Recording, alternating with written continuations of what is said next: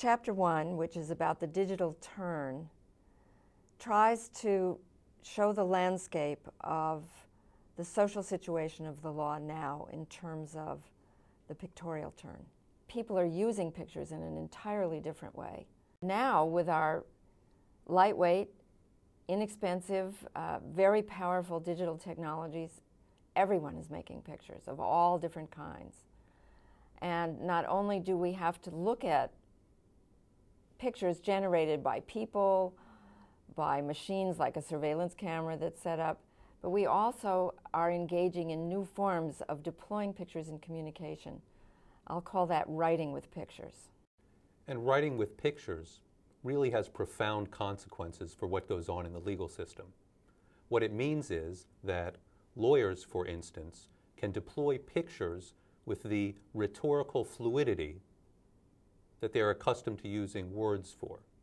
Pictures can do the kinds of things in legal argument that previously only words had the flexibility to accomplish. Moreover, the audiences for the lawyer's arguments, namely judges but especially jurors, are used to seeing these kinds of multi-leveled, multi-referential visual concoctions in which pictures are made, remade, modified, strung together in new sequences, and then put out all over the world on the web to make political points, to make jokes, to do both things at once. So in this much more complex, much more sophisticated environment for the use of pictures, that's where lawyers today, and therefore judges and jurors today, are operating. Meaning making raises very complex issues. One of them has to do with the demographics of the decision makers.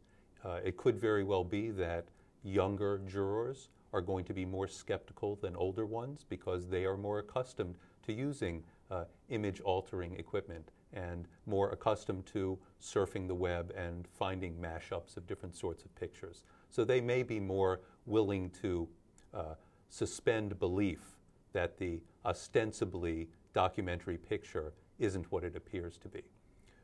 But another consequence of the democratization of meaning-making brought about by the increasing digitization of our culture is that there maybe is going on and should be going on a shift of authority within the courtroom.